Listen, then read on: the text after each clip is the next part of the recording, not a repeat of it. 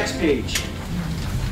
Before we can talk about coaching, frankly, before we can talk about any sort of performance management, we need to go to a simple model. How many of you do training, HR, any sort of needs analysis? Raise your hand. Okay, this model will be very familiar to you. It's nothing earth-shattering, but it is earth-shattering to many managers. So I want to go through it quickly so that you have the same perspective as managers and supervisors who would be learning how to coach. When we're talking about performance, when we want somebody to do something, we always start off with talking about why. What's the business result we're trying to achieve? If I want you to reduce your call average handle time by 10%, why? From a business perspective, why is that important? So we always start off with or include desired business results. In order to achieve those business results, what do people need to be doing that they're not doing today? What do people need to be doing? What is the required performance? And then finally, what is it that they're doing today? And is there a gap? If there's no gap, we got no problem, right? If there's a gap, we want to know why. There you go. How many of you just like have the miracle has been revealed to you?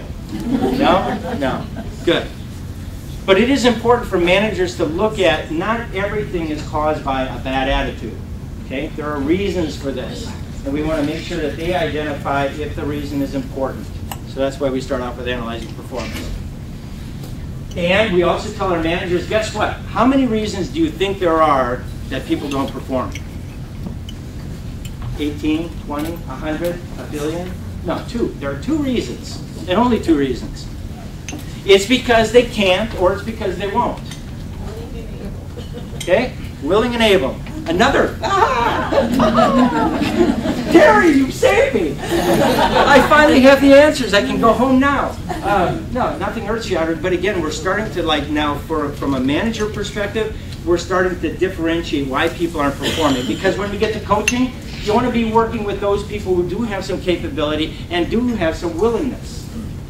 For those people that don't have the capability, we need to train them or provide something else. For those that don't have the willingness, we need to motivate them, sell them, kick them in the pants. We need to do a number of different things. So that's why we differentiate and explain why performance is so important and that there are 2 reasons why. On page 7,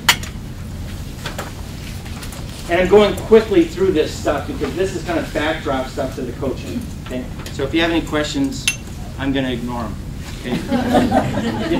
I've got my email information in here and my phone number is in here. You can contact me for more information about analyzing. I want to get to the coaching. They can't because of 3 reasons. They can't because you didn't tell them, or they didn't hear you when you told them, or told them for 18 times. They didn't understand it. The expectations weren't clear. They don't have the resources. You're telling them to do it, but they can't do it because they don't have the equipment. They don't have the tools. And finally, they can't do it because they don't have the skills or the knowledge or the confidence. And so you have to provide them with the skills, the training. You have to provide them with the knowledge, the documentation, resources, access. Or the confidence. In some cases, it's just that they know how to do it. It's just that they've never done it that way before. And so I'm not quite sure. Okay? So we're breaking it down into 3 areas. And then on the won't side, they won't for 3 reasons. Lack of consequences, either positive or negative. There's no heavy stick that says, hey, what are you going to do, fire me? Okay, I don't know. Or there's no positive consequences. Why should I do that? Man, I keep taking over Betty's work, and all I get for it is more Betty's work. Okay, so lack of consequences. They choose to do it their way is another reason they want. They could do it your way, but frankly, I'm smarter than my manager. I know how to do it better, and I'll do it my way. Okay, and then the 3rd reason is because of priorities. They'll get to it. It's just that they think that something else is more important. So those are the 3 reasons why we say won't. They won't do it because of these 3 reasons. Now there are some external things in here too. I mean, you've got some problems, with a child at school, for example. Something external to the work environment. I'd argue with you that maybe that's a prioritization issue. Okay. The bottom line to the whole thing is, as managers, we now have tools to deal with these types of situations effectively. And what we call situational performance management, we have this little grid here. Have you ever seen the situational leadership model? This isn't that, okay?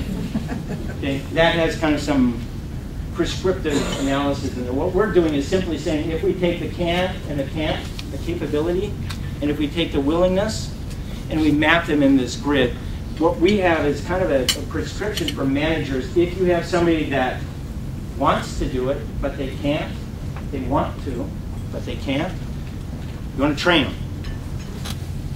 If you have somebody that can do it, but they won't, okay, that's the time to bring out the consequences or to sell them. Okay, so you've now got new techniques as a manager in order to deal with some of these performance problems. If they can't and won't, or you're not quite sure, start small. Start on the tasks. Okay? And then if they can and they will, that's where you start developing employees by using coaching. Now, it doesn't mean that that's the only grid, because coaching can actually be effective for moving somebody in any one of these grids up to a more independent, self-developing employee. And that's what we want as managers. Okay, that's all backdrop. That's 4 hours.